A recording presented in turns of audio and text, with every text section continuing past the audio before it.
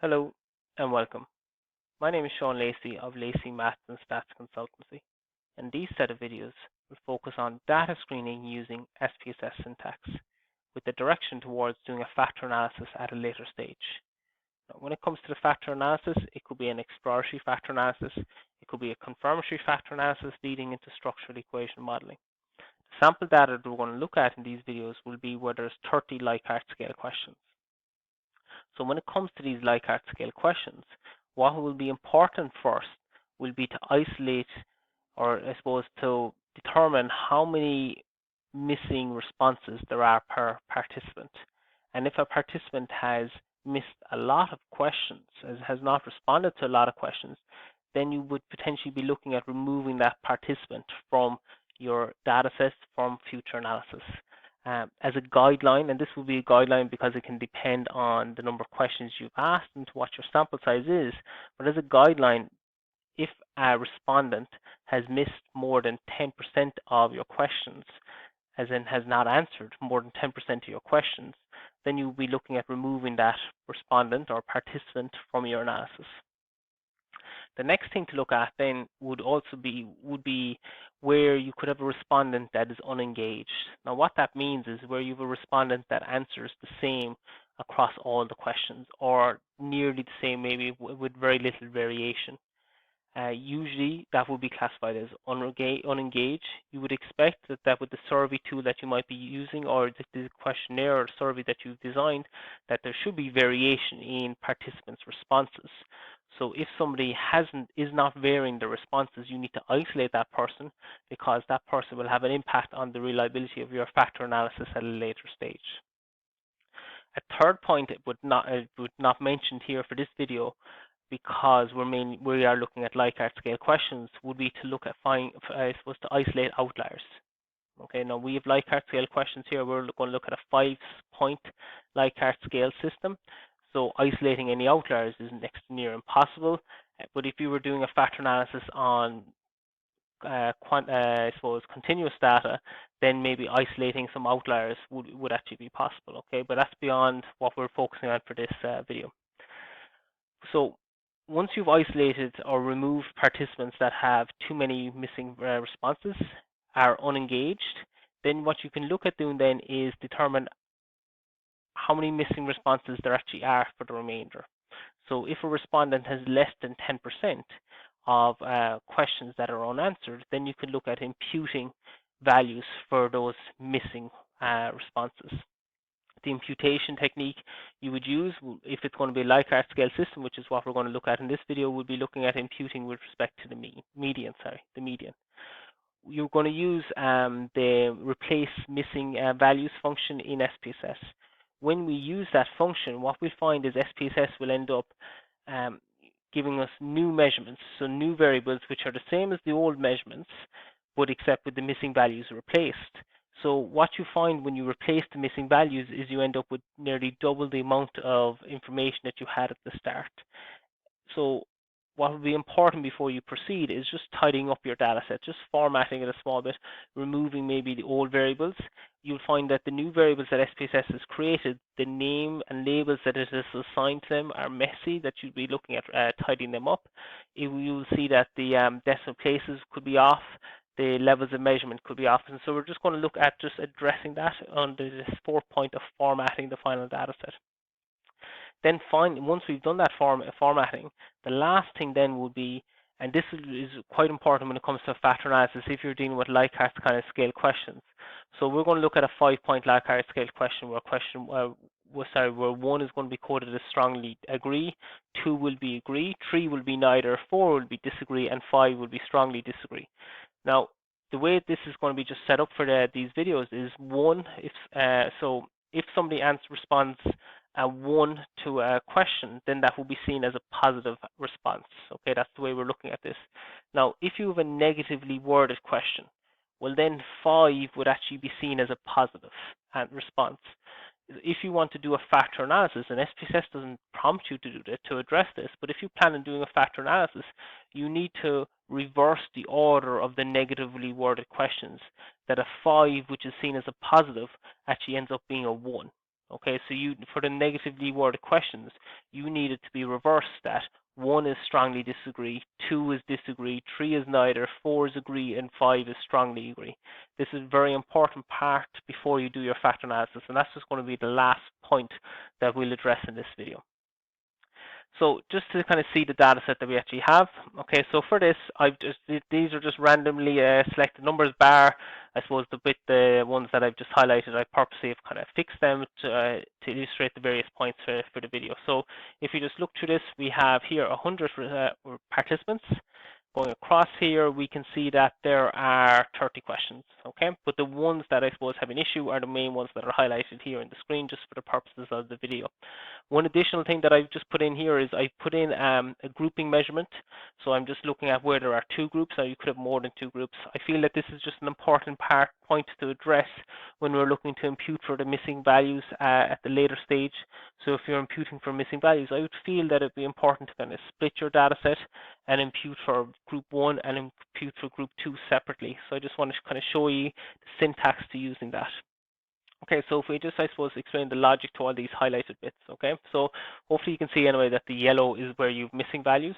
So if there's 30 questions and if we're working off 10% as a guideline, so if participants have, I suppose, not answered 3 or more questions, all depending on whether you're including the 10% or not, okay? So that's for you to decide based on your own data set, okay? But if we look at it, if a respondent has missed more than 3 questions, then you're looking at removing that respondent, that participant from your analysis, okay? So what I'd like to, I suppose, just show in this video is how do we find that participant first. So obviously we can see that the first 2 participants here have a lot of missing values, so we want to remove them. So I just want to show you syntax to how do you find them first, and then when you find them, how do you remove them.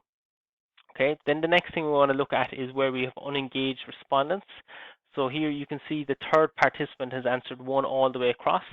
That's fine. And then the 4th participant has answered predominantly 4 all the way across, except for question 2, that respondent answered 5. Okay, so what you'd look at here is you classify these 2 respondents as being unengaged. So what I want to show you is how do we write syntax to actually find those respondents, and then once we found them, how do we remove them? So this is where ultimately we'll end up with a data. Like we have 100 participants at the moment, so we're going to remove 4, so we'll end up with 96. Now we know what we're working towards, and I always find that that's a good thing at the start when you're trying to kind of get your head around how do we do something new. It's kind of useful to actually know what your answer is, so you can work towards that. You can generate the syntax that you know is giving you the right answer, and then apply that syntax to an unknown data set. Okay. The next thing then is where we have these kind of X, okay, X going across the screen. These relate to participants that have missed 2 questions, so 2 is less than 10%. So what we're going to look at doing here is we're going to look at imputing for these participants. Now, since we're dealing with a Likert scale system, we would impute using the median, and I'm just going to show you how do we do that using SPSS, okay, using the replace missing values function. And the only issue with doing that is it ends up generating new variables for you, so you end up with double the amount of information, and it's just then important to actually tidy up your data set then after that, okay?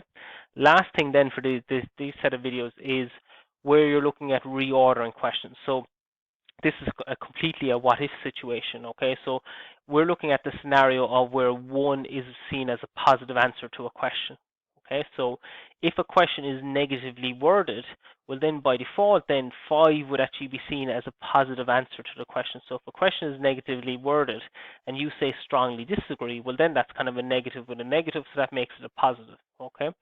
So if you plan on doing a factor analysis at a later stage and where in your mind 1 is seen as a positive response, well then you need to reverse the order of the negatively worded questions. These are the questions that I've just highlighted in red here. So I have 9 questions here, sorry, up here. I thought it was on here. I had 9 questions here, and I just want to show you some syntax to reordering these.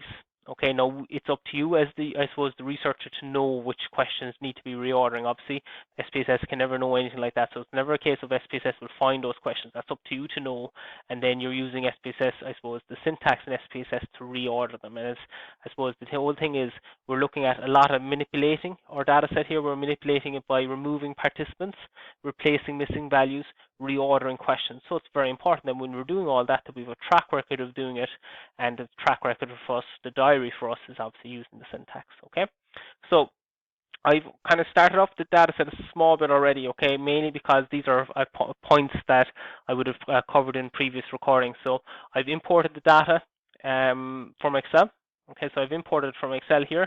So if you look under the description for this video, you'll see that there's a link to Google Drive, and on the Google Drive, then you will find that there will be a text file with all the syntax for you to use for your own self, and there will also be that Excel data set, the sample data for you to import yourself, and just to kind of, I suppose, try out the syntax yourself. Okay, obviously when you import it yourself, the one thing that you just need to change is the file name here. That's all. Okay, so what are we looking to do? So I imported the data set first. That was the first part here. And then the next thing I did then is I just assigned labels to the values. Okay, so as opposed to leaving was 1 to 5, I just felt it would be better, especially when it comes to doing the video in the video where we're looking at reordering the question. I feel it was good to actually have the labels to it. Okay, so I've just assigned 1 to strongly agree, 2 to agree, 3 to neither, 4 to disagree, and 5 to strongly disagree. And again, I've worked through these in the previous video. Okay, so we've worked through these 2 points here in a previous video, so that's why I just felt it was just as easy just to jump straight into doing it. Okay, so what we're just going to first focus on here is where we're going to look at the number of responses, or the number of questions that a respondent has missed. Okay, how do we actually calculate that? Okay, so a lot of ways that we can do things in SPSS. So I'm just kind of showing you one approach that I would use. Okay, so I'm going to do it as a proportion or percentage. Let's work out percentage of missing values. Okay, so perfect, put in that comment. So I'm going to go up to transform. I'm going to compute a variable. So when I compute the variable here, I'm going to just, that's kind of already set up there. So I'm just going to press reset just to do it fresh here. I'm going to look at missing. Okay, I'm going to create a new measurement called missing. I'm going to look at using a particular function. The function I'm going to use is under the missing function group. So if I go down, press M, the second one, then the second M is missing values, and then I come down to nmiss. Okay, that was what I'm going to look at. Put this up to the main window, and then this is where SPSS wants you to state what questions you're looking at, what questions are interest that you want to count how many missing values there are per participant. Okay, so obviously that's where we have the 30 questions.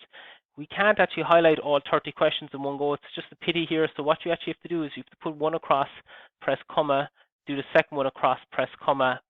Sorry, I didn't do the second one across, press comma, third one across. I didn't do the comma there, sorry, no, didn't do the comma. And then do the third one across. Okay, now you can see that takes a small bit of time. No, nothing wrong with doing it that way, but instead what I'm going to do now is I'm just going to press paste and I'm going to do it in the syntax instead. It's just marginally faster, that's all. So just going to do it here. All right, so I'm computing a new measurement, calling it missing, and I just want the rest of my questions here. So this up here I've already kind of stated, so I'm just going to kind of use this information a small bit, come down here, put in here. There they are. Now the only thing I need to do additional here is I just need to put in a comma after each question. So I'll just quickly try to do this without missing anything. This should not take too long.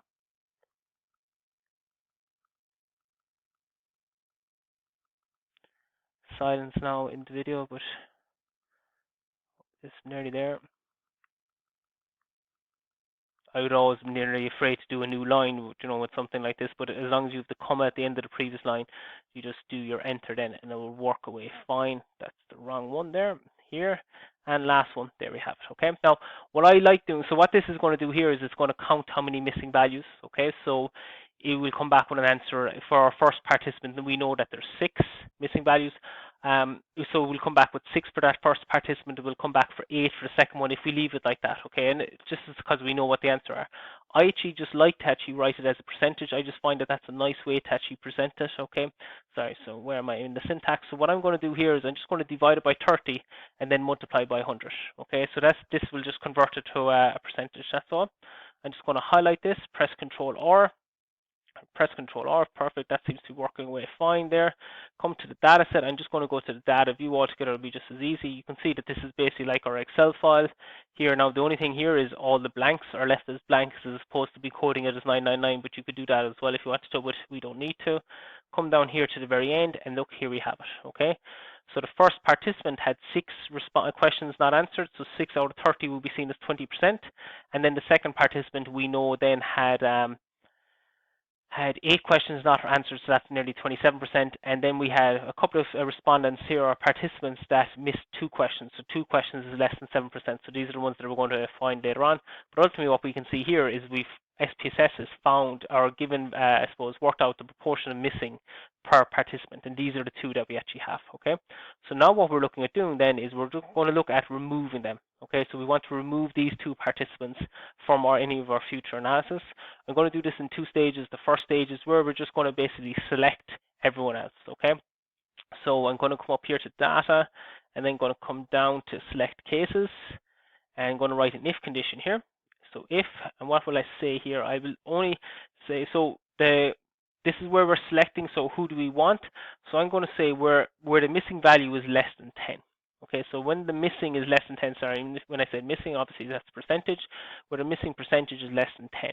Okay, so I'm going to look at doing that. Press paste to get my syntax, to have that track record. So there it is here. So I'll just put in a minor comment here. The syntax that is in the text file, if you get it from Google Drive, will have a small bit more, I suppose, commentary in it.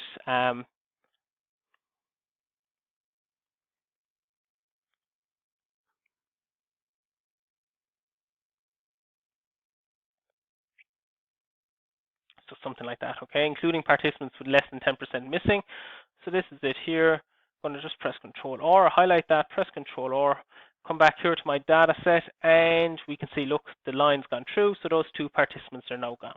Okay, so that's where we are at the moment. The next thing we want to do then is look at having isolating the unengaged respondents. Now, obviously, we know who they are, but just how do we get the syntax to find them, and then how do we do the syntax to remove them? Okay, so that's what I'm going to look at in the second video. So part 2 to these set of videos. So if you want to come back to that, we look at looking at this second point. Okay, so talk to you soon.